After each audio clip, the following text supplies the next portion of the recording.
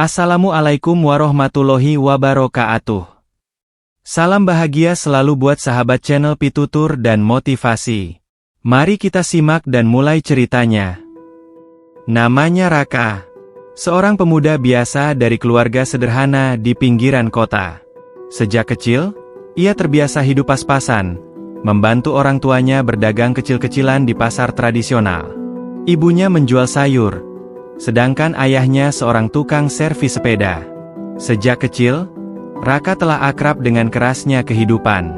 Setelah lulus SMA, Raka tidak bisa langsung kuliah karena keterbatasan biaya. Ia bekerja sebagai karyawan toko elektronik. Setiap hari, ia melayani pelanggan, mengangkat barang, membersihkan etalase, hingga belajar diam-diam soal cara kerja berbagai alat rumah tangga. Meski lelah, Raka menyimpan mimpi. Ia ingin punya usaha sendiri.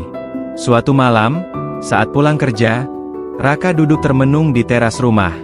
Ia memandangi jalanan yang sepi dan berkata dalam hati, "Sampai kapan aku begini terus?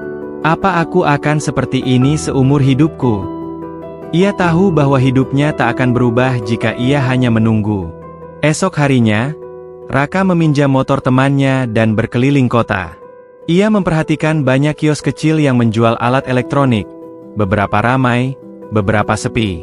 Ia mencatat, menganalisis, dan mencoba memahami apa yang membuat satu toko laris dan yang lain tidak. Beberapa minggu kemudian, ia memberanikan diri menawarkan jasa servis alat rumah tangga secara keliling.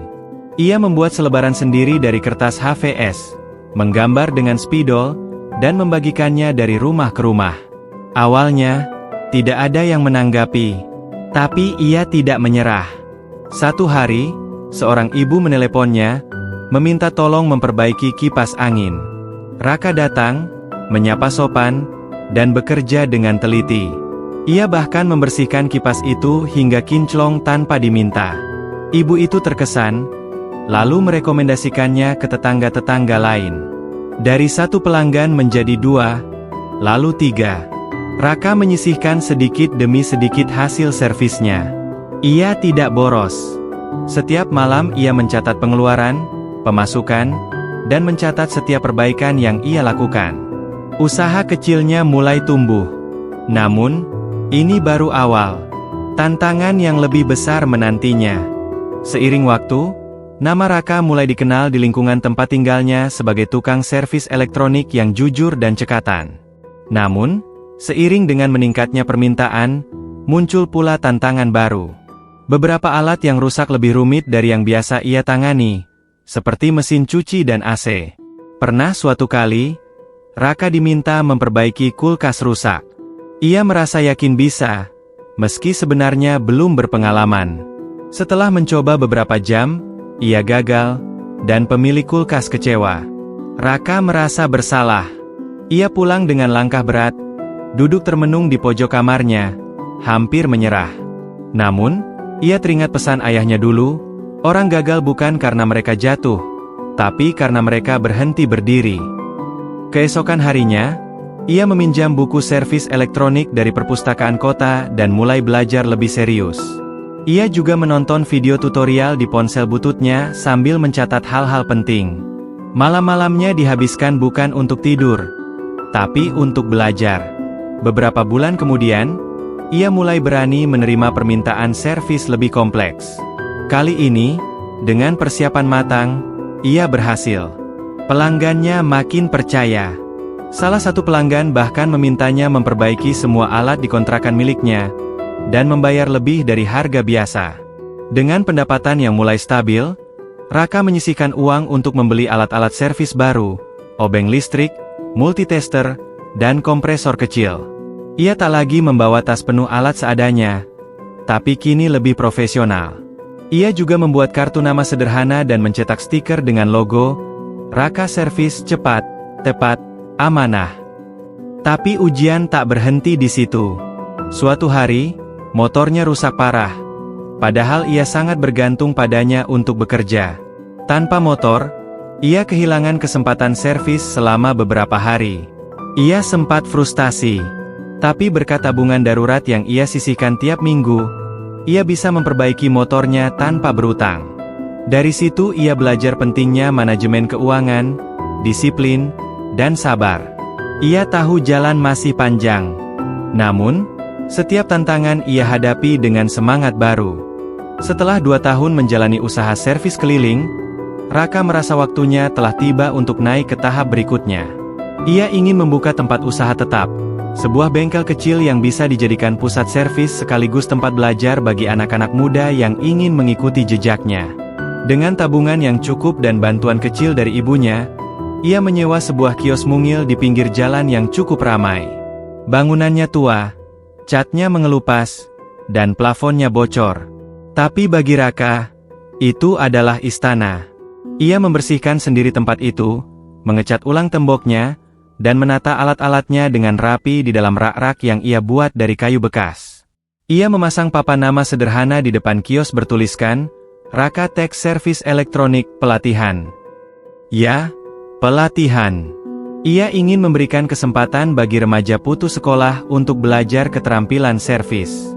Setiap Sabtu dan Minggu, ia membuka kelas gratis, mengajarkan hal-hal dasar yang ia pelajari dengan susah payah.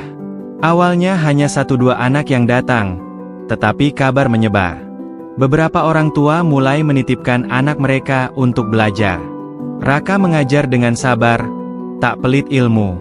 Ia ingat bagaimana ia dulu kesulitan mencari sumber belajar, dan ia tak ingin orang lain merasakan hal yang sama. Usahanya pun berkembang. Ia mulai mendapatkan pesanan dari kantor-kantor kecil dan rumah kos. Ada yang meminta servis secara kontrak bulanan, dan itu membuat pendapatannya lebih stabil. Dari hasil tersebut, ia membeli laptop bekas untuk membantu pencatatan usaha, membuat invoice, dan belajar pembukuan. Namun, di tengah kemajuan itu, ia juga menghadapi tantangan baru. Ada pesaing yang membuka usaha serupa tidak jauh dari tokonya. Pemiliknya agresif dan sering menjelek-jelekan usaha Raka. Tapi Raka tidak terpancing. Ia memilih tetap fokus, memberikan pelayanan terbaik, dan menjaga kepercayaan pelanggan. Ia yakin, integritas adalah aset yang tak tergantikan. Tahun keempat, usaha Raka Tech semakin dikenal, bukan hanya di lingkungan sekitar, tapi juga di luar kecamatan.